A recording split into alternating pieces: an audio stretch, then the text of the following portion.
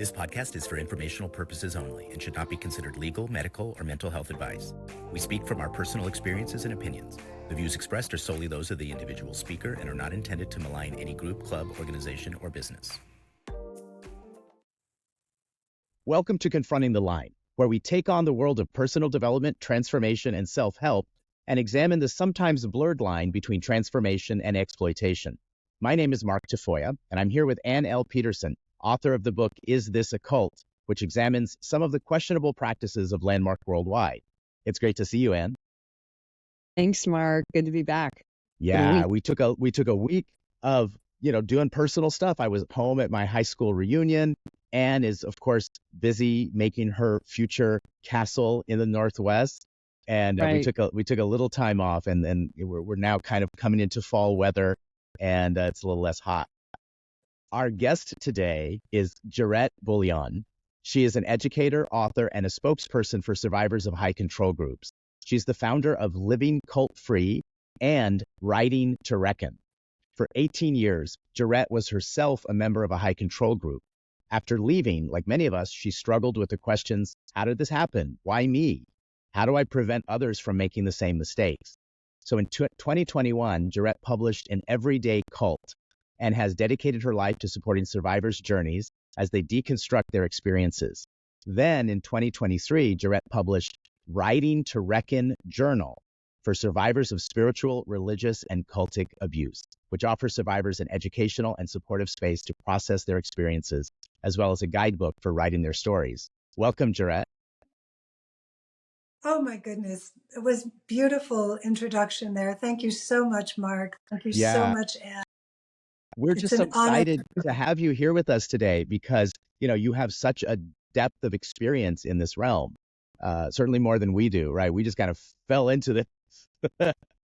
We're newbies. We're so glad you're here. I met, for our audience, I met Gerette when she reached out to me over a program that I partnered with Seek Safely on recently called Safe Practitioners Workshop. And Gerette Fabulous joined. work.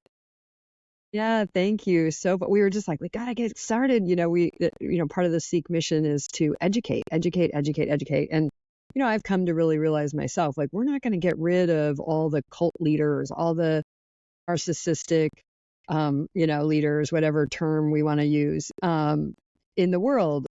We're just not gonna.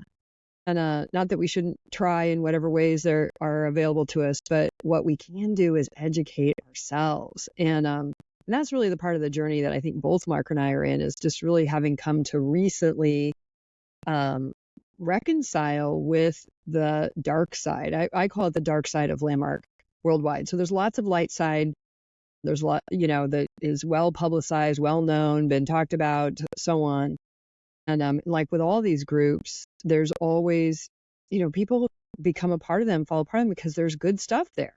Or it matches something we think or feel that it matches something that we are really passionate about or up to and whatnot. So, but this show, we're really looking to stand on that line so we can look both ways. And we are particularly focused right now on the dark side because that has been what has been hidden, swept under the rug, whatnot. And our understanding, one thing I want to say for our audience too, our understanding of things like trauma, somatic learning and healing, neuroscience. I mean, so much has happened in just the last 10 years. And so many of these groups and programs are based on methodologies, methods of delivery and whatnot in the 70s and the 80s that we're now coming to learn and understand are not so healthy. So for me, we're here also inside of a commitment to evolve the personal development industry, so it's not just education to protect ourselves, but education to kind of grow up. That's how I feel. I feel like I'm growing up. I'm about to turn 56 and I think I might almost be at adulthood. But anyway, to just kind of grow up into the next thing as we, understand more. So I'm so excited, Gerette. You and I have been kind of playing together in that workshop, but then we really got some one-on-one time on Tuesday, and I got to really learn a lot more about who you are, what you've been up to, and I've already put your book on my book reading list, and just look forward to lots of collaboration, and so excited to have you here. So anything you want to share with us before we jump into our the topic we're going to talk about today, everyone, is terms. There's all these terms, love bombing, grooming, indoctrination, all these terms being tossed around. And so when I was speaking with Gerette on Tuesday, I said, you are a cult educator, and I would love to have you on. Mark and I were going to start talking about these terms and have you on to join us in that conversation. But before we go there, I'd like our audience to get a chance to get to know you a little bit more, because I think we're going to be seeing lots of you. So anything, what would you like to share with us, just either about your story or your commitment, just whatever. I want to give you a chance to voice. Awesome. Well, as I said, honored to be here. And my experience was 18 years in a cultic group that was like a self-help New Agey organization centered on working with dreams. And to me, what might be most relevant about my personal experience is that it also was secular, as Landmark is. And I do want to be transparent about the fact that I have never done Landmark. I am not going to know the terms. Like, you are the experts on Landmark. You also have learned a whole lot in, your experiences. I mean, I am deeply impressed with the work that you've been doing in such a short time. Thank So you. please don't belittle yourself in that way, in that regard, Anne. And I'm sure the same is true with you, Mark, as well. But what's interesting, the one thing that might be, in addition to the fact that it's a secular, I was also in a secular organization, is that we used some large group awareness training type techniques in the group that I was in. So there might be some places of intersection, and we can kind of talk about that as we explore. But again, you're the Landmark experts, but I have had the experience of doing retreats was a huge part of the group that I was in. We should say just a little to ride your, on your coattails there a little bit, which I just got very present to, as a phrase I learned from Werner. So I'll be finding a new one. But there's a lot of those. I don't know if you experience this, but a big part of my sort of waking up, if you will, I started watching, all these docuseries are coming out. Now, I was not able to watch the Scientology stuff until really recently, because I had a whole special pride that I never got involved in Scientology. And as I've gotten to know Chris Shelton and watch some of this, I'm like, oh, I guess I was in Scientology Light, which is the joke about Landmark. And but one of the things that I've noticed about these groups, they're similar. They're the same. Like, their word salad might be a little bit different, like the way they use certain terms and words, and, their tech, or we called it in Landmark, the work, that's all part of the formula. And we can get into that in longer conversation, but might be somewhat kind of distinct, but not very much. And the large group, a large group awareness training is something, while it sort of, has been being looked at a few times, but not very much. Thank God for Dr. John Hunter, who's now doing some really great academic research on the phenomenon of large group awareness training. And that might be a term for us to just kind of quickly look at, because I know most people think like, oh, it's a group environment, but that's only an aspect. That's not. I do other group trainings. The spiritual group I participate with is absolutely fabulous. I've never had any experience of manipulation, abuse, coercion, like nothing. And we meet as a group. So just being a group is not the qualifier for large group awareness training. And yet, from the popularity of EST, all this stuff was born. Scientology kind of took that religious route, but Landmark EST started with EST, then the Forum under Werner Erhard and Associates, and then that became Landmark. That's that lineage. And it's the same people, including Werner, is at the heart of it all the way through. So the name has changed, but the work, it's been gussied up and somewhat modernized, but fundamentally it's the same work. It's the same foundation. They businessified it, right? They made it more like businessy stuff, Well, they tried to make it homogeneous. they've tried to make it really homogeneous. I mean, they have nailed the 90s. That's my joke about them, totally in my opinion. Don't sue me over that. But it's like they have nailed the 90s. They got it down. The sort of cis, homogeneous look and feel and whatnot, and to their trainings and their leaders and so on. So anyway, I digress, but I just want to pull on that little large group awareness thing, because I think, and I love that you haven't done any landmark and that we can compare notes, because I think then what's more important than exposing any one organization, what's way more important than that is exposing the tactics, exposing the outdated, outmoded, unhealthy tactics that are used. And what we're now seeing is they're not just used inside of spiritual groups or yoga. Yoga's the cross section between the wellness and spiritual, or health groups like that or whatnot. But I think you and I are both examples of, we're professionals, normal people who went looking to have, more tools to be more effective in our relationships and our professional lives and so on. And this is, on the face, it's a seminar company. And you're so right, Anne, that there actually is what my wonderful colleague Esther Friedman and I have presented on is the cult template. So that they're like, on some level, they're all the same. And, by looking at, as you said, the tactics, I tend to think of it as, let's look at the patterns. What are the patterns that we see in a cultic religious group? What we see in a cultic, industrial or corporate or business group? And how is that similar to something that is, like you said, yoga or, or even these really small, as what Esther calls, mom and pop groups, just these kind of really, really small, you think that they can't possibly be a cult. And like the group that I was in, the reason I call it an everyday cult is that, we were not living on any compound together. We were all working, had our jobs, had our businesses out in the world. And then we would come together. What joined us was this ideology.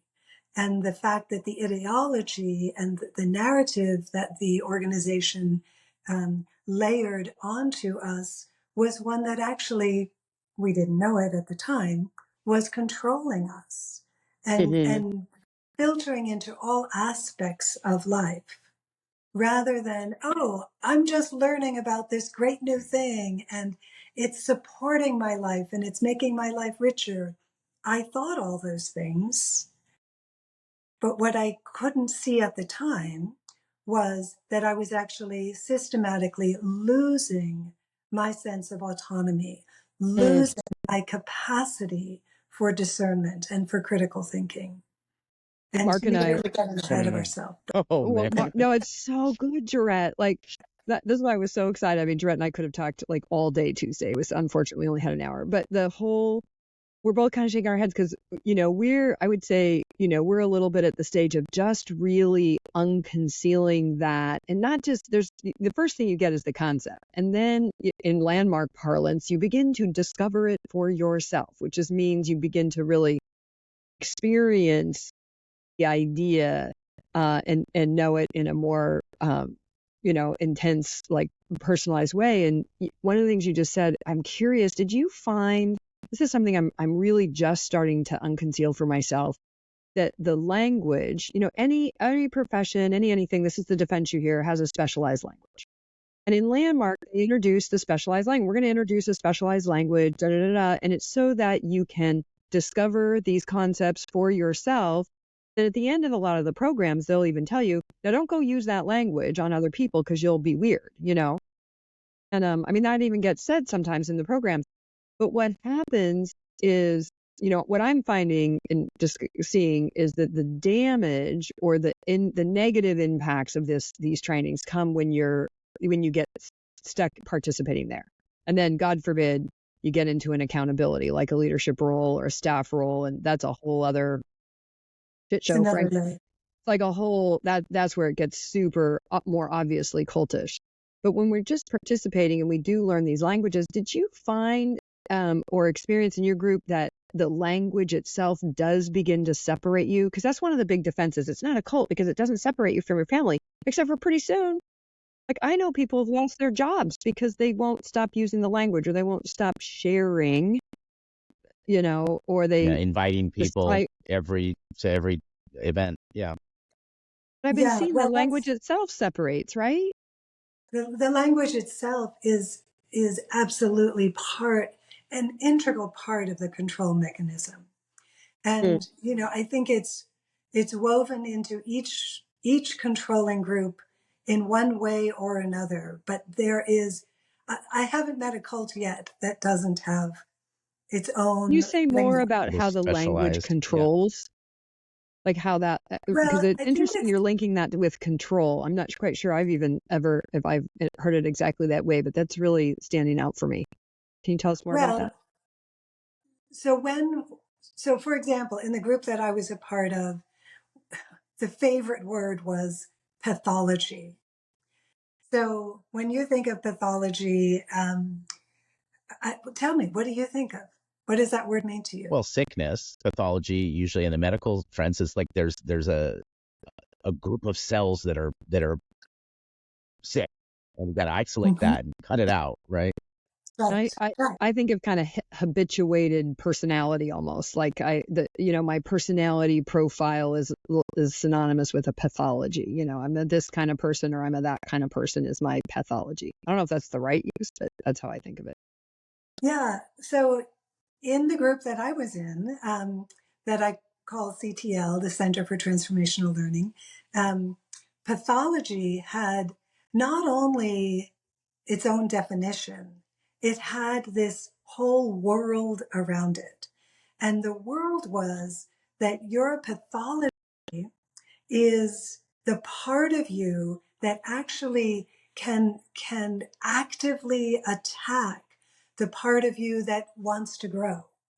So your pathology is this, it can kind of be this demon self that wants to, eat away and becomes very, it's just, you can't trust that part of you. Um, and then it's also, we would also use it in a larger metaphorical way, how like, in terms of like pathologizing things. So it Mm. had this microcosm and macrocosm, and one of the things that happens very early on in the indoctrination process, and you had mentioned that word when you were kind of listing the words that are thrown around in this space, and indoctrination is definitely one of them, and it's of course linked to brainwashing and mind control. And what's the difference between them? I don't know. Indoctrination is the word that I tend to use when I'm describing this process. It's just happens to be the word that Yeah. I prefer. Um, but an indoctrination process always includes us and them and Mm. black and white. So by bringing in pathology in a really big way, like literally from the very first conversation I had with my ex-teacher, I learned it was a session, a one-on-one session.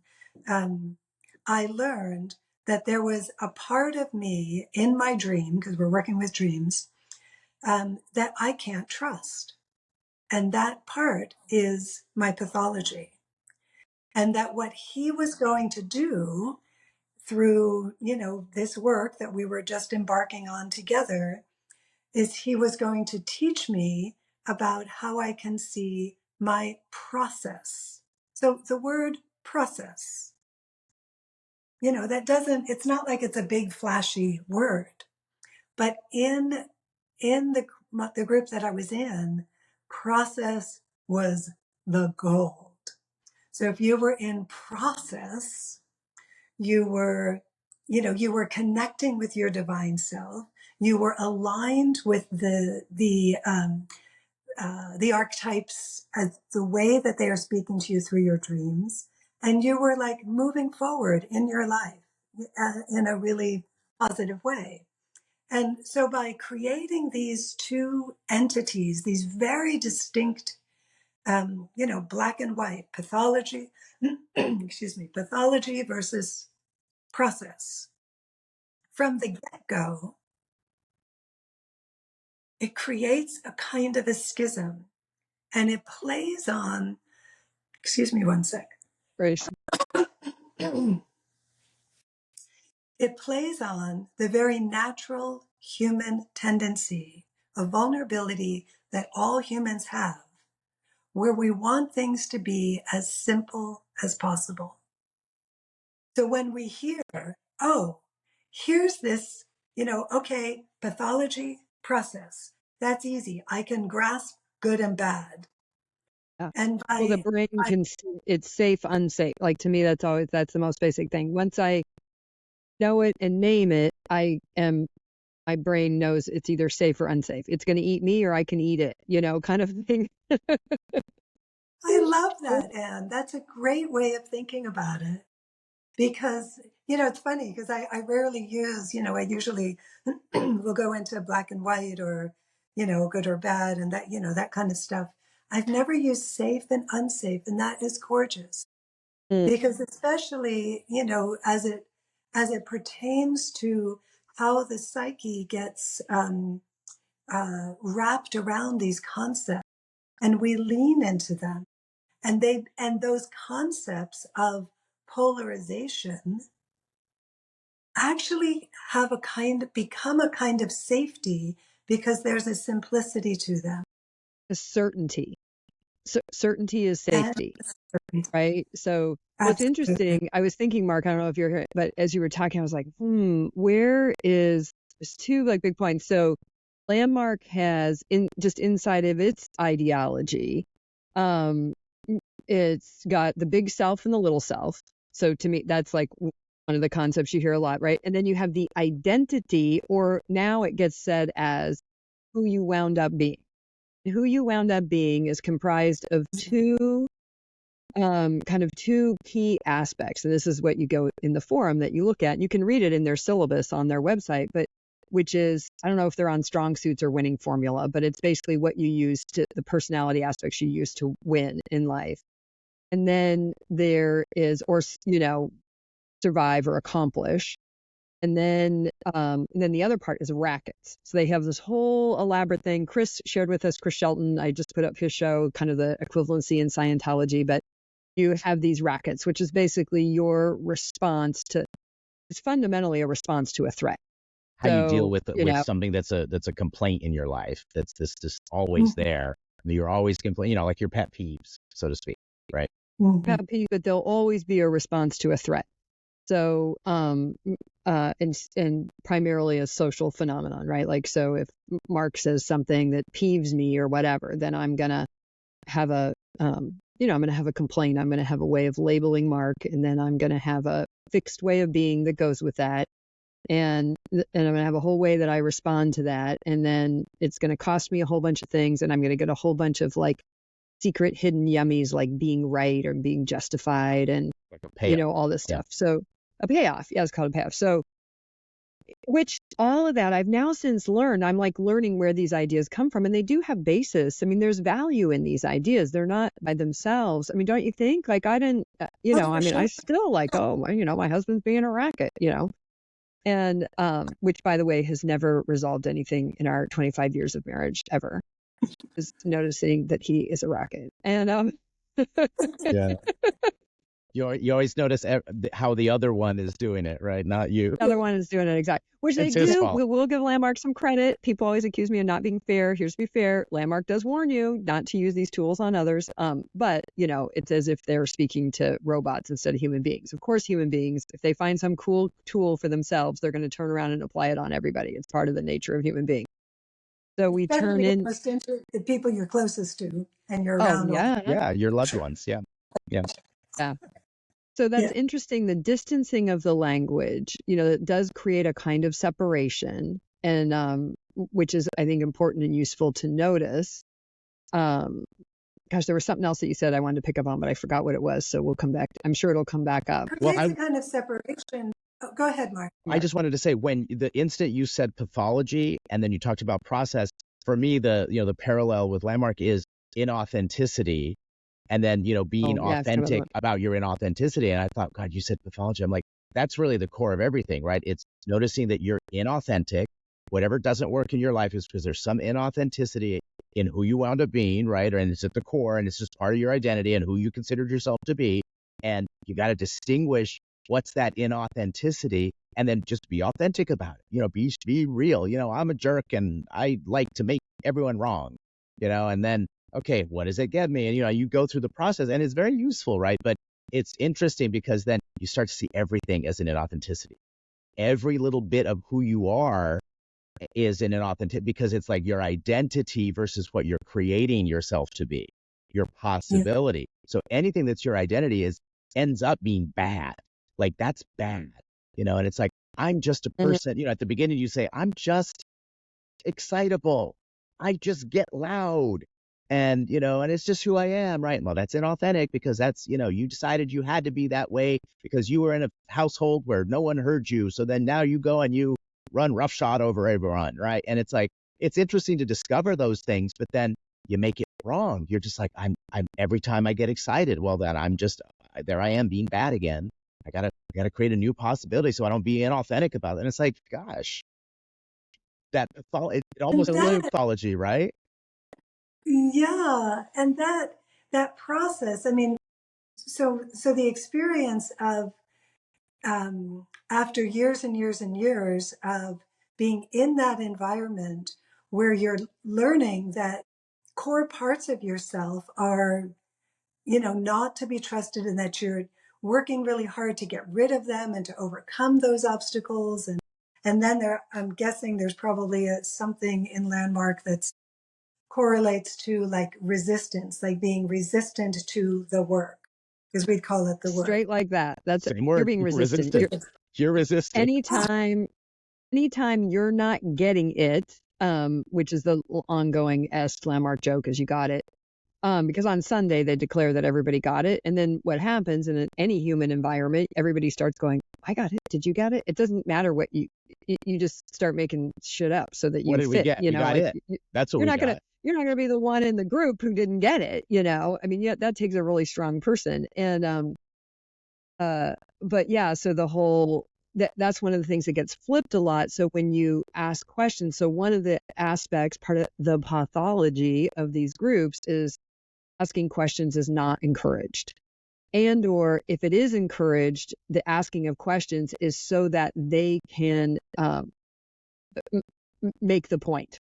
So you can stand, and different courses are different. The course I taught it was based in inquiry, which had a very different basis. And so we would encourage questions, like, and we wouldn't give answers to questions. We go, well, what do you think? But it had a very, very different kind of basis than the core programs of Landmark.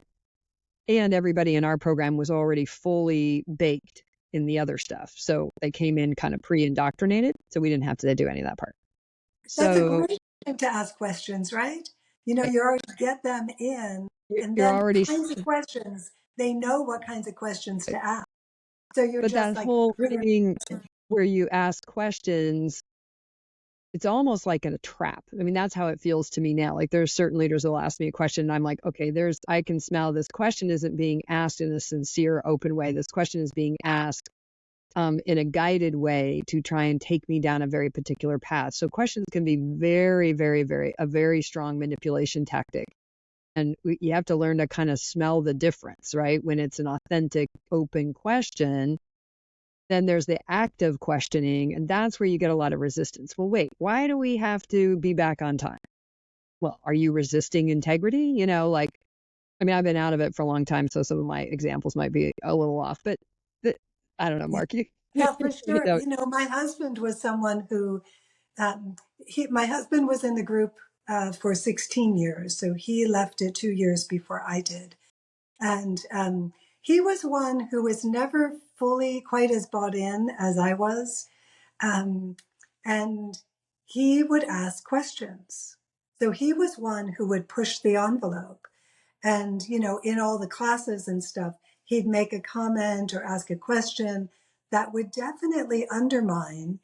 And so in the, you know, one early retreat that we had, he was doing that as he always does. And the teacher gave him a nickname, and it was Patho Trickster. And that nickname followed him for the next decade. Talk about labeling And so someone, right? pathology, talk about labeling someone, and you already know how big pathology is in the lingo of this group. So It's like, patho trickster, do not trust this guy because he's going to trick. yeah, and it's an insult. It's like a, you know, it's all, Condescending. Like a dig. it's Yeah. condescending. It's a dig. It's a, and you know, and back to kind of just a little bit of the thing about LGATs, because people are, well, LGAT, and we kind of think of it as a group. No, group is not what LGAT is. I know it's in the title, large group awareness training, because it is typically a method used in groups, because you need the group dynamic in order to have the LGAT experience, which to me, what's more important to pay attention to if an LGAT, long hours where your brain is flooded, intense experience of being Emotional intensity. an emotionally intense experience where you're being taken down, It like wears you down. Wears you down. landmark. It wears you down, floods the brain. In landmark, we used to talk about there was no transformation without going into the sewer. Your inauthenticities were the tool for getting into the sewer, but getting honest, getting authentic about where you have been inauthentic.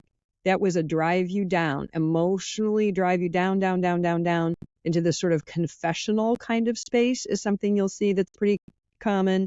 And then, boom, and then you're up. And in a very short period of time. Those are the components I've come to have been learning is more like that's indicative of an LGAT and an LGAT method. Anything you would add to that, or? That's a really good question, Anne. I think you captured the key parts in my mind. You know, that the hours and hours and hours, like, you know, you just stay, and there's this feeling of you know, you're kind of settled into this place. And I know in some environments, in some LGATs, large group awareness trainings, they literally will, you have to leave your keys, Yeah. you know, and your wallet at the door. Or your cell phone. When Or I your was cell hosting phone. the Being a Leader course, we had Oh, hours of discussions about whether we could ask people to turn their cell phones off, And I was actually the one who fought for hell no, because I'm a mom. And I'm like, no, you cannot ask a mom to turn off her cell phone. Like, fuck you and the horse you rode in on. No, I put explicit on, Mark, just so you know. So just so yeah, I can swear. that's good. So A bunch of potty mouth I'm like, sailors Oh, over good. I'm here. so glad. Woo. I'm Yeah. terrible at swearing. So the whole like, and we had hours and hours of conversation, and what we finally came to, because this is the other thing about LGAT, the environment is very controlled. Every aspect of it is thought out. The temperature in the room, the distance of the environment is incredibly molded and shaped. And this is why I think LGATs are having a really hard time right now, because we're now living in a time where you don't get to control your message. You don't get to control your bite. You can control what's coming out of your mouth, but after that, that's it. And LGATs are not that way. Everything in the room, people are screened to whatever way they're screened through whatever application process, the chairs, the temperature, da. But so with this phone thing, they finally came to, okay, put your phones in airplane mode or do not disturb, but you could keep them. They wanted them to turn them off. And I'm like, no. And then they would do an announcement. They said, okay, if you have some kind of emergency or something, you need to be aware of the team in the back and watch your phone for you. And which I also push back on. I'm like, Wait, no. watch your phone for you? Yeah, like Like if a so they message can comes have your across that's phone. super important, they can go, oh, look, Yeah. there's an emergency happening. Let's let them know. Yeah. That was kind of the only exception. Like I could go like, okay, hey, wait, my daughter is, having surgery at 2:00 and I want to know she's going to be okay. Okay, great. You can give your phone to Mark, put it in vibrate. What's your daughter's name? Da da da. And if that call comes through, Mark will pass you a note or come and get you. But the whole point is to separate you from all. That's the other component of LGATs is they're controlling how you can think, right? Oftentimes, take You're notes. off the beaten path too. You're separated. The other key thing is that you're creating a culture separate from real life. So within this space, within the room, for us, it was mostly the retreat center and which was, up halfway up a mountain, in the back northern woods.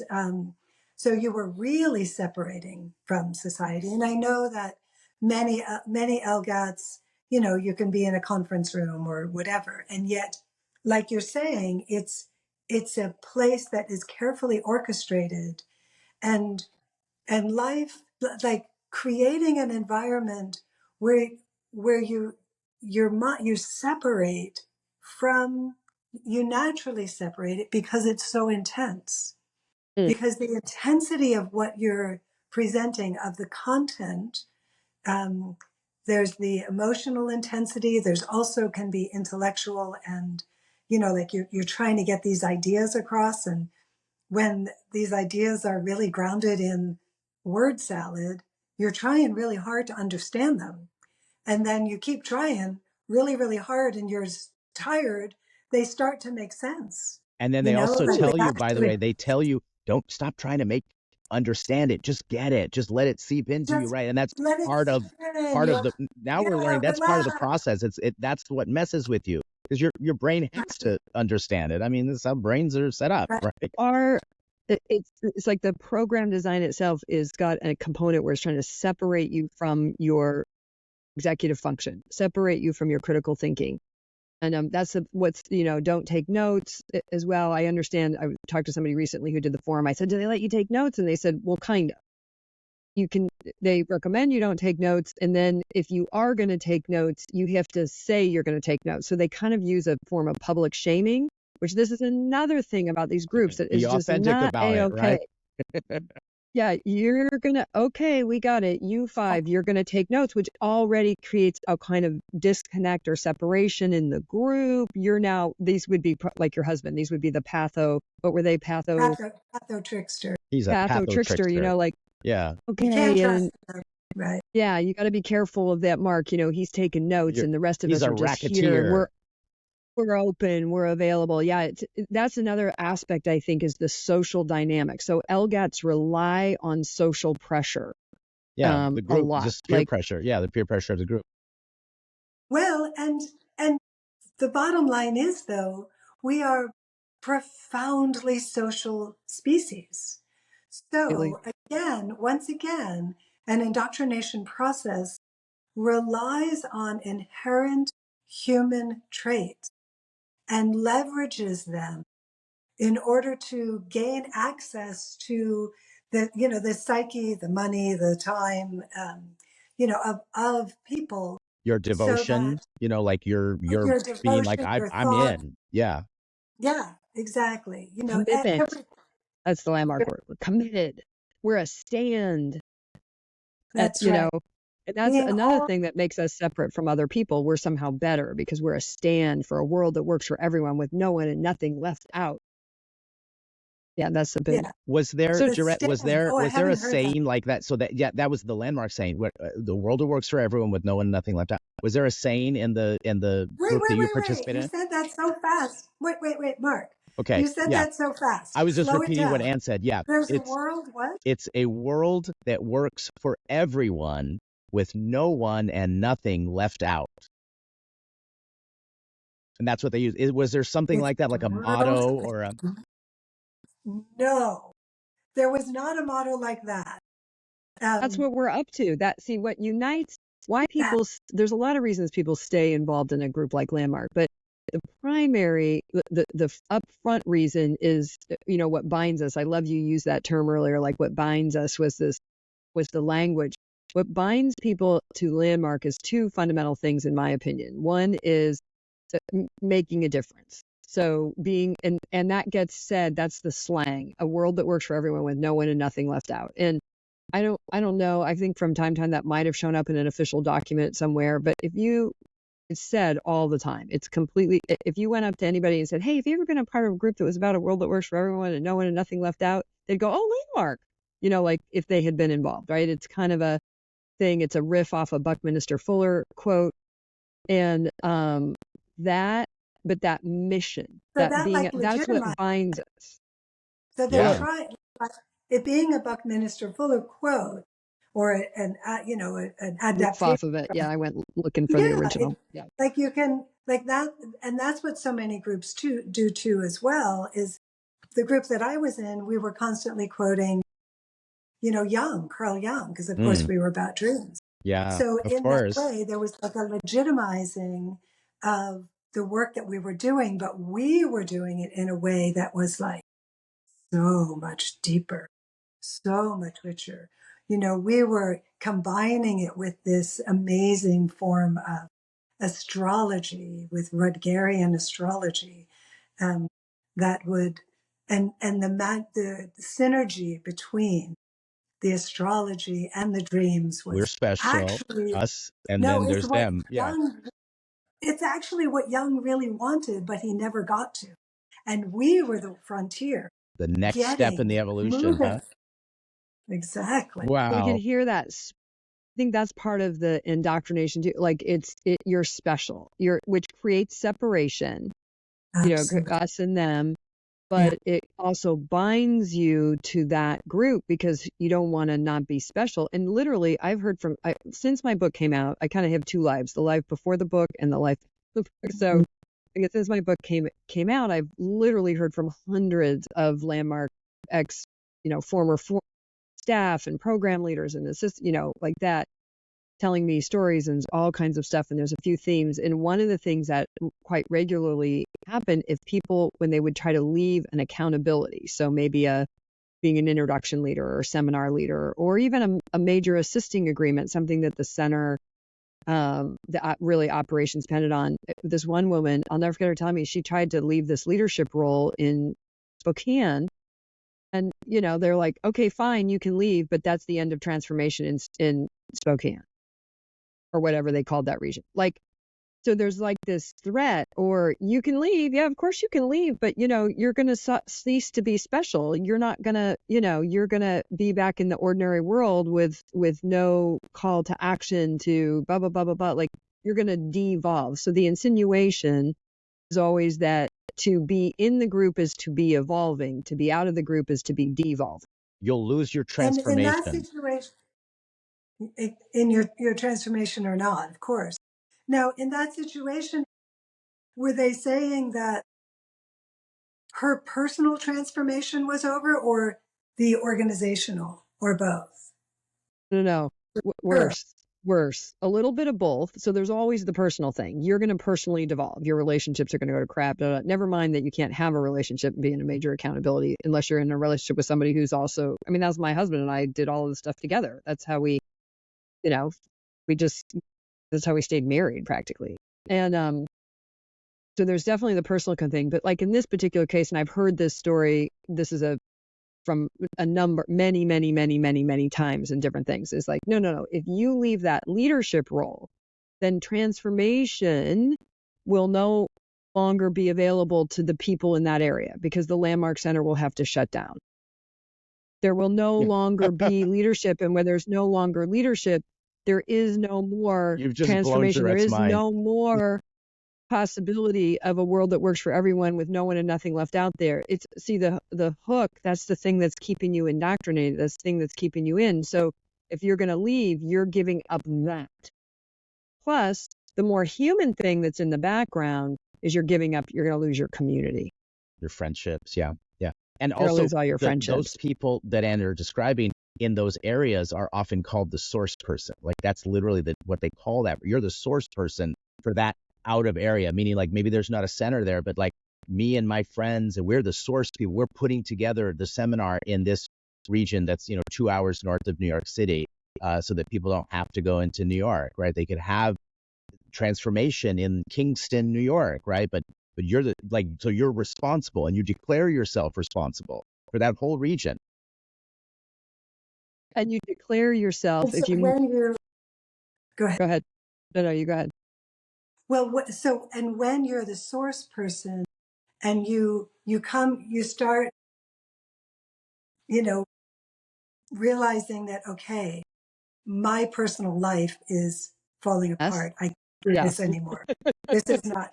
So when you're in that state, I mean, if you can, just to put a pin in that, there's so, the burden, the emotional, psychological, spiritual, manipulation that is taking place, that of enormous burden on one individual to be responsible. And we had our own version of that in the group that I was in, because, we were responsible for bringing the evolution of dreams in for the whole world, that we were going to be an example.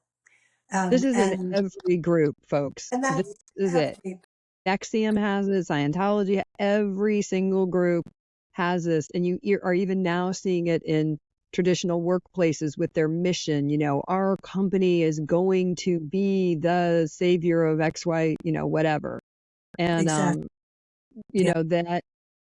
that because human beings naturally they want to be big, they want to be important, they want to make an impact, they want to be seen, they want to be known. Like, it's playing on all of those basic human instincts, to put that in place, as near as I can tell. And that's a key part of indoctrination. So I'd like to hear from you, because you said indoctrination was there's so many topics, we're gonna have to do so many of these, but you said indoctrination was one of your favorite of the terms, right? Love bombing, grooming, indoctrination, coercion, gaslighting, like audience, we will get to them all. Yeah. But tell us about, so could you say kind of simply what is indoctrination, like, for folks that aren't familiar? I mean, we hear these terms a lot now. We watch them in documentaries, but we don't necessarily know that. And we want to begin to know that, so we know what we're looking at when we're looking at it. So what is indoctrination? The way that I define indoctrination is that it is a systematic process of transferring, that people go through when they're in a cultic group, where they are actually the authentic and autonomy of the individual is slowly and systematically being replaced by doctrines that the group supports. And there is a profound personality change that takes place, so that the original self transforms, and you actually take on a whole new identity. And for me, Designation, Mark. It's designation. Yeah. Mark flunked this. He walked away when they tried to. No, I didn't. When they tried to fully I did not assimilate flunk him. it. I left. I didn't say said, you flunked it. you. I said you walked away. But the whole process that Gerette, that you've described, is indoctrination. Like, even calling someone a patholo trickster, it indoctrinates both him and then all the people around him. Absolutely. It was devastating. And that's part of why, I find it especially important for people to try to understand the indoctrination process, is, because when you come out of these groups, it is so easy to think that it's your fault, that you did something wrong. You failed. And when you actually, and the profound shame, the profound confusion, but when you actually begin to understand that the reason you were, hooked into this environment is that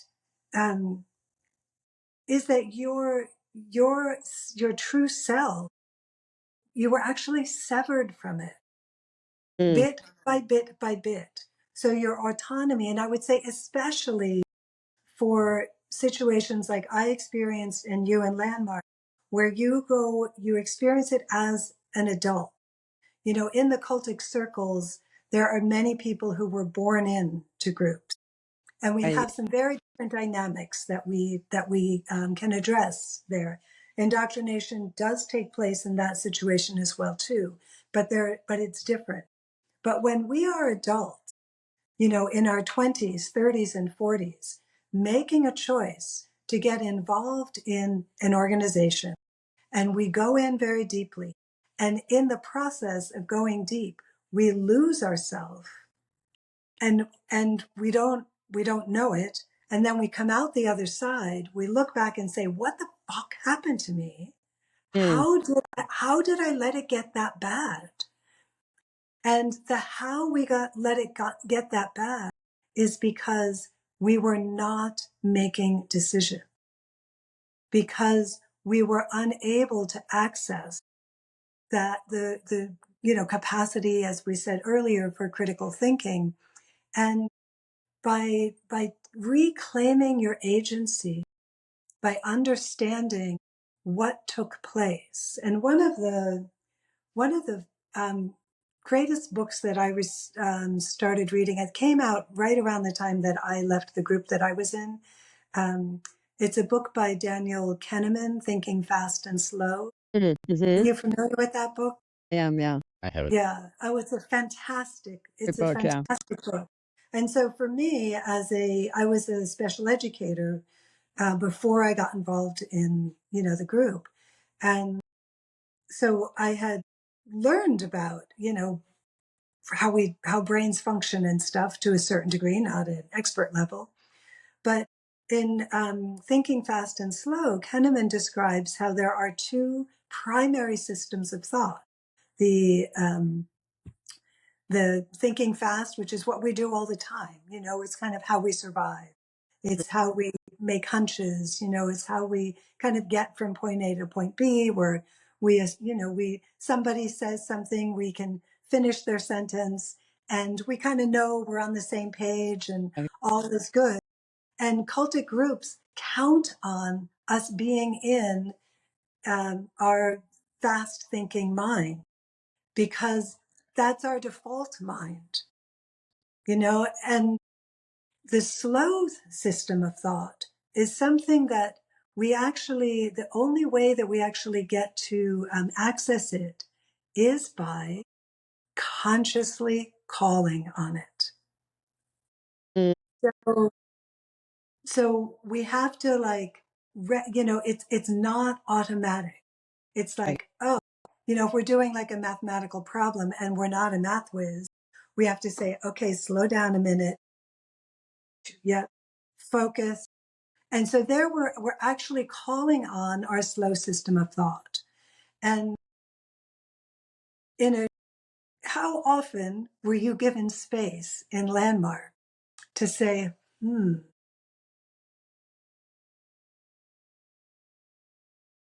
So it's so funny because I'm always playing a little like devil's advocate in my brain when I'm talking with anybody, but people, what you're saying, because I think in a Landmark, you're given the illusion that you're doing that. So I'd like you to consider, and then you may spend hours and hours in a session distinguishing a distinction. Hours. And So in an that could inquiry, we're in an wait. inquiry. Yeah. Distinguishing a distinction. Is that weird language? We keep blowing her mind with these word Yeah. salad things, right? This is why it's Yeah, so great, Mark, to talk to people who don't have Landmark experience, right? Yeah. So distinguishing, okay. So words. So another aspect about terms, words are remade. I had my dear friend Brian Nord. I was telling you about him earlier. He has an awesome podcast. How did we get here? And he just left in November. He called me last night. He's in a linguistics class in college. He's like, I just spent a half an hour arguing with my professor, who's totally an expert in linguistics, whether the word performance was a noun or a verb. And because in Landmark, it's a verb. So the performance, he knows it better than me. But anyway, so distinction is another one of those words. So in Landmark, distinction is the word for tech, or the word. So a piece of the text. So some little idea that you use and that would use you, right? Like Yeah. Yeah. Yeah. So what's funny, when I was like going through before I wrote my book, but I was in my like, okay, wait, I think I was brainwashed. I think I was Mhm. involved. And look, I liked a lot of my experience. It's not about that. We got to be able to hold. I keep making this point to everybody. You got to be able to hold both things. You got to be able to hold not just that you've Yeah. got good stuff, but that you had good times. And Yeah. you know, And that because you did you actually wouldn't have make a stayed. difference with people too. And That you part. did. Right. Like, you wouldn't have Yeah. stayed. You wouldn't have done that if that wasn't happening. We got it. It's safe. It's safe. That's not safe. That's not being threatened. Now, let's do some slow thinking about things like the word distinction. And my girlfriend and I, and she's a lawyer, and I don't even know, I would think we might have been editing something drove us to the dictionary to look up the word distinction. And we just started rolling because we're like, God, it doesn't mean that. It's like, Right. there's no aspect of the dictionary definition of distinction that matches the way it's used in Landmark. It was redefined, right? So distinguishing would be the action of a distinction, a noun, a thing. But Right. distinction isn't a noun word. So anyway, it's very funny. Landmark folks are kind of like, I swear, I can feel them all now running to your dictionary. Get a dictionary. It's one of the best deconstruction tools around. But Awesome. And what I'm picturing in my mind as you're talking is that someday there is going to be a kick-ass comedy show on all of these terms because they are, and I can't wait to see it. And Free I actually Levine, we're saw waiting for you. If you're I, watching, he's going to I laugh actually saw at me. there was already a have. sitcom that was in England, and it was like an ongoing series, and there was an episode where the young man in the family went and literally did Landmark, and they talked about Landmark, right? They say a lot of these things, and he starts doing There's a couple of comedy routines. what they warn you not to do, right? Which is to do the Landmark forum on your family, right? And he starts, say, oh well, you're just running a racket, Dad, and oh that's because you're inauthentic, right? And it was what made it so comedic was they didn't have to make any of it up. They just used the actual terms, and it was just absurd. And like Grandma was the best because she was just like calling BS all over the place on it, right? I'll have to Oh, find that's awesome. if I find it, we'll put it in the show notes, like we say, right? Because I just thought it That'd was be great. so funny. It was so funny. It That's was a awesome. British back comedy. to slow thinking. So I think a fully, indoctrinated Landmark person would say, oh, no, you don't understand, Gerette. You don't understand. Yeah. We will spend hours taking apart very slowly and carefully these ideas, except for that's not actually what's happening, guys. That's not what's happening in that 3, 4, 5, 6 hour marathon session to You're being distinguish the showered. distinction. No, Right. you're It's very, very actually, different. you're actually You're in being a group situation. If you're doing that in a group, so this goes back to your question about what is a definition of an LGAT. Yeah. It's one thing to take these concepts and go back to your own home in the quiet of your own psyche and do some writing about them, do some journaling, and come up with some questions, and then come back to an authentic teacher and say, okay, I appreciate you taught me these concepts. Here's what I think. Here's what has come up for me. And you engage in an exchange of ideas and dialogue in a way that actually creates more, like it opens up creativity. Where when you're doing that in a group situation, where there are teachers, so you already have an imbalance. There's a hierarchy. There are the teachers, and then there are the students, or whatever you end up calling them. And when you are a student in a group situation where you're pulling a tease, what I'm picturing, and again, I haven't experienced it, but this is what's coming up for doing me as you good. describe it. It just feels like you're pulling apart these ideas with an agenda. So you're actually guiding people to come to conclusions that are already established, and yet you're doing it collectively so it can feel as if you're arriving at it, like, the aha. You're using the social dynamic, right? So human beings naturally, one of my favorite videos of all time is this video of he's a guy and he's at some kind of concert and he's on the grass and he's in a hill and he starts dancing and you see all these people sitting around on picnic blankets and this and that. And they're like looking at this guy and this man, but there he is on the hill and he's dancing and landmark. I mean, I got this video and I'm sure I used it in some of my courses and he's dancing. And then pretty soon one more person stands up and dances, and then another, and then another, and then another, then another, then another, until the whole hill is dancing. Okay, that's inspiring and great. But now that is if you weaponize that, if by weaponizing, I mean you use it deliberately to bring a group of people to a very particular understanding, folks, that is brainwashing. Brainwashing and indoctrination are like good friends. So Gerette, you're gonna laugh at this. So the training of the seminar leader training was exactly what you just talked about. They would say, okay, so hey, I presented this idea. Now, hey, what are your questions, your objections, your how abouts, your what ifs? And the idea would be you're emptying the space of all that, and you would hear them all, and you would acknowledge them, and like, I get it, I get that, and then eventually, but then that it's not that the agenda is to get them to where you're saying, and then people think that they have the experience that I chose to agree with that, and through my objection, so they think they got to it, as opposed to you pulled them into that, right? You got them to agree because you allowed them to empty the mind of all of the objections. Oh, and the things yet, it could be that it's not. That's the other empty mind exercise. Yeah. Oh my gosh. Like when you think about that, it's again, extended, I can imagine an extended period of time too, in that pressured environment, that the jewels, that were passed by, that were passed up as that emptying, process, that, to think about all of that being disregarded.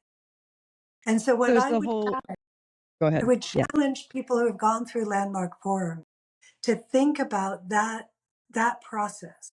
What are those jewels? What are those comments that you heard another person say that sparked something? What are the questions that you had that maybe you actually didn't feel safe enough or thought maybe were stupid to ask, or maybe you did ask, but to identify them and from there see what happens, because that's creativity. That's when we're taking, that's when creation begets creation, and that's the sign of true and healthy leadership.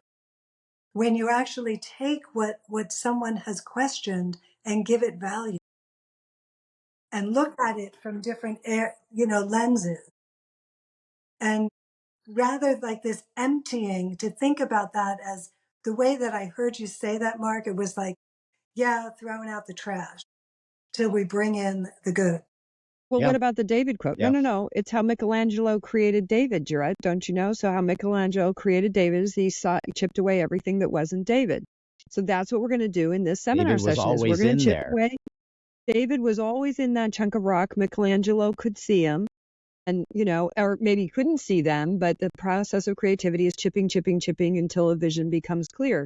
So again, not a bad idea, not exactly wrong, but then when that gets used to fill in an already pre-prescribed idea or belief, that's when we're into manipulation territory. And all the time you're saying, this is not the truth. They say that constantly. This isn't the truth. Don't take my word for it. Check it out for yourself.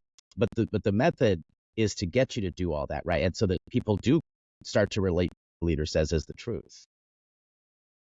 Right. So what would be, this might be too big of a question for kind of a little wrap up question here, but so to me, what strikes me about indoctrination is, how do I, one, is it bad? And two, how do I know I'm indoctrinated? If I'm indoctrinated, I don't know I'm indoctrinated into something. And so maybe that doesn't matter. If I'm I'm kind of look, I joke all the time. I'm in the cult of Apple computer. I'm like an Apple computer. You come to me with your problem with your PC, I'm just going to tell you to get it out. So I'm indoctrinated into Apple is the best computer in the world, right? I'm happy with that. it's working in my life. I'm not sure that that's Okay, good. Tell me indoctrination. yeah. You know, Okay, so good. So, as far as Apple goes, that's like a set of tools that you are habituated to. Yeah, you're brand loyal. And there are tools that work for you. I'm in the cult of, because there is cult of, brand cult, right? So I'm in that, Yeah, So for how do sure. I know what would And be the signs that I may be indoctrinated into some idea, mindset, way of thinking, ideology that isn't serving me? How would I maybe begin to know that, like, or begin to begin my slow thinking process? that's the process of waking up. Mm. You know, whenever there's that experience of, oh, when I was in the group, I thought this, and now I see, oh, something very, very different. When that aha, like, oh, wherever there's that kind of waking, there's a some that's a hint, that's a key. That's a Right. hint that some kind of indoctrination. So, for example, for me, the group that there was a major crisis at the end of the organization, uh, and not at the we didn't know it was the end of the organization, but there was a major crisis. We had a big meeting. It was going to be the last meeting with all the 6 leaders who left the organization on the same day. And so we're in this room having our last executive committee meeting, and just talk. Like I could not follow what everybody was saying because I went into that meeting like something's wrong because Mm. 6 of the head leaders are leaving on the same day, but nobody's saying why. But then finally, one person in the last 5 minutes of the meeting said, well, I won't go into the details because I think we're getting close to the end of our conversation. But she said something that made me realize that my teacher was really totally inappropriate to her, that he would yell at her hours at a time. And this happened not once, not twice, but multiple times. It's like cultural So norm at Landmark. I had If you're on been staff, if you're in protected. accountability. Yeah. Okay. But me I was not in the leadership. I could never get there. I was the one that was I was 18 years trying to get there, but I would never get there. So, and I know that there are probably lots of people in Landmark that never quite got there, Yeah. that are in that's a whole nother conversation we can have. So much. Yeah. I actually have But for me, have the thought that those people, they have something protecting them from it. And maybe I don't know, was that the case for you? Like something kept you from that, and you might have blamed yourself all these years so you never got there, but maybe something was protecting you. well, let's talk about that sometime, Mark. I like that idea. We had somebody, we've started a kind of recovery, I call it healthy healing and recovery group with Rachel Berstein, and it is like blowing my socks off. I am I'm hosting it, but I'm also very much in it as a engaged participant, and I am so loving it. And we had somebody sharing in our last session about that very thing, for 30, 40 years, kept trying to get in leadership and didn't. And she now knows she's got a neurodivergence, et cetera, but it was like that was protecting her. But I think you said something else that's super key that I think you actually answered my question when you in the thing, like a little trim tab, is if the moment, folks, you have a thought, something's wrong here, this doesn't feel right, and that's what I walked by again and again and again. And I would walking by it looked like this. I would like, that didn't seem right. Can somebody tell me? But I would always go to somebody internal who would tell me the internal reasoning, right? So as I share in my book about discovering that the source of all of it, Werner, was super abusive to his staff. Now, I saw a lot of verbal and emotional abuse. I didn't see the physical abuse, but I would learn about that later. But I saw that, and there was a whole rationale behind it. It was ruthless compassion. It was they agreed to. There's a big thing in Landmark about integrity, and you agreed to it. It took a lawyer sitting me down and explaining you can't actually agree to be abused, including verbally abused. They were out So to break up their resistance that they know was there. They were out to break it up, and they wanted someone who was going to help them break it up. Yeah, exactly. ultimately, Same dynamic but in my. ultimately, I have to also get honest with myself. I moved past my something's wrong here questioning. One, I went to the fast thinking. I didn't want to take the time to do slow thinking because that was going to that had impacts. That meant I was going to have to step away. You know what I mean? It's the same reason I divorce or leave my abusive husband until a long time after I should have. Because if I actually saw his abusiveness, it would mean I would have to confront whether or not to stay in that marriage. And I didn't want to confront that. So I ultimately titled that in my book. I call it Going Along to Get Along, because that was the mood of it for me. Like, because some things I would be like, you know what, that is wrong, but they agreed to it. I would never agree to that, but each to their own. I'm going to just ignore that or not look over there or go past it because I loved you brought in the fast thinking and slow thinking because it's too confusing and upsetting to think about that. So I don't want to think about that. Right. And, ultimately You don't that's have time like, to either. There's well, always so much happening, and there's always so much that you're supposed to do that there's no time. Literally. other, like, I don't know if that's on the red flag list. Red flag list. I should talk with Jean about that. If you don't Oh, have time to stop and do the slow thinking, you're alert, alert, alert, alert, alert, because well, slow thinking, but that can be. What is your self-care?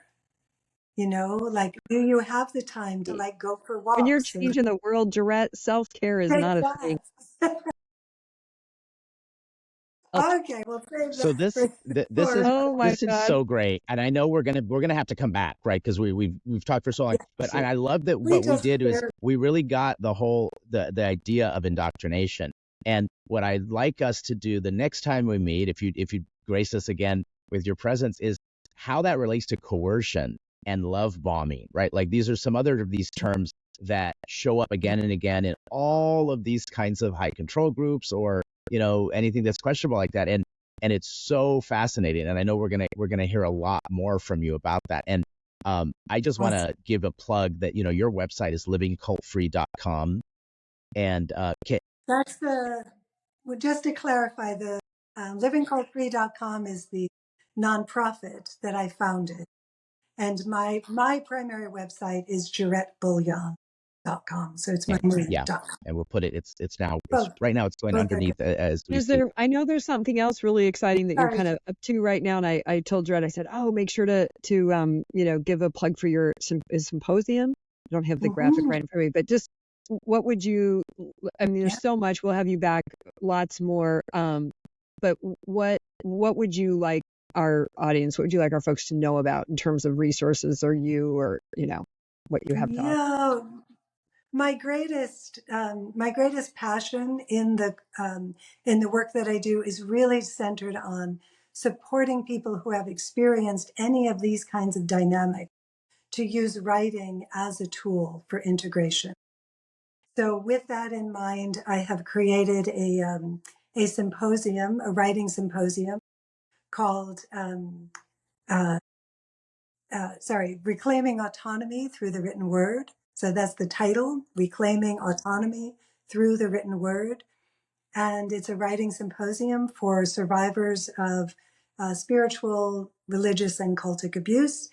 And it features a couple of friends who I know you know already. Sarah Edmondson Yeah. will be presenting. Dan Shaw, who wrote the Traumatic Narcissism book. He's an Brilliant, incredible, man. brilliant man and a truly grounded and compassionate man. You'll get to experience a different side of him at this symposium because he'll be speaking about his own experience of writing, which was not an easy path. Esther Friedman, who is a creative, expressive arts therapist, and Shelley Snow-Pordia, who will be speaking about her experience as both a fiction writer and screenwriter, and bringing all these concepts into those two platforms. So it will be a very diverse and really rich experience, and that takes place on September 28th, coming right up. Gotcha. Okay. Well, we will. I'm going to put out some stuff on my personal Facebook page Yeah. about that, so folks that follow me personally and whatnot can see that. And I'm sure it won't be the last one that you do either. And I have a really exciting announcement. I'm not prepared to make quite yet, but it's connected to the whole writing world. So we'll have to talk more about that in the future as we go forward. Because writing, when I met the book publisher that I worked with, Angela Laura at Difference Press, she told me that in the writing of my story, I would find my story and I would find myself. And I would find my message. And, I'm somebody who thought I had found myself. I'm like, okay, all right. But I have to say, it really opened doors for me that I just couldn't have imagined. And learning to first tell the story, but, that writing process. So I personally give yes, that's such a fantastic technique for healing and learning and deconstructing. And it's worth it, folks. It's worth it. It feels so confronting. Like, I don't want to know. I was just getting ready for this. I was chat GBTing some of these terms, and I was like, the grooming one especially, I could hardly even read to the end. It was so like, oh my God, because I could go check, check, check, check, check, yes, yes, yes, yes. And I never thought of myself as groomable, let alone groomed. And, same with indoctrination and stuff. So take it slow and easy, everybody out there listening. Have grace for yourself and others. Yes, and I think that grace is so, so important. And when we can have the grace for giving ourselves the space to take information and process it through the written word, we're actually allowing ourselves to regulate, which is something that we need to do in therapy. We've been talking this whole hour and we haven't even mentioned therapy as an important tool. But the writing is such a complement. The writing to reckon programs that I offer are something that it's my greatest honor, really. And to hear the beautiful way that you were experiencing writing is just so affirming that when we find our words after our autonomy we'd been severed from it. But when we regain and reclaim our own voice, that's when we get to really come to life. And then we can identify the aspects of our psyche where we were indoctrinated, where we believed things that were so contrary to who we actually were. Oh, that's beautiful. Yeah, there we go. I think that's the perfect last word. Exactly. Thank you, Gerette. And stay tuned for more because I know we have a lot more to talk about. So once again, thank you. This has been Confronting the Line, and we'll see you next time.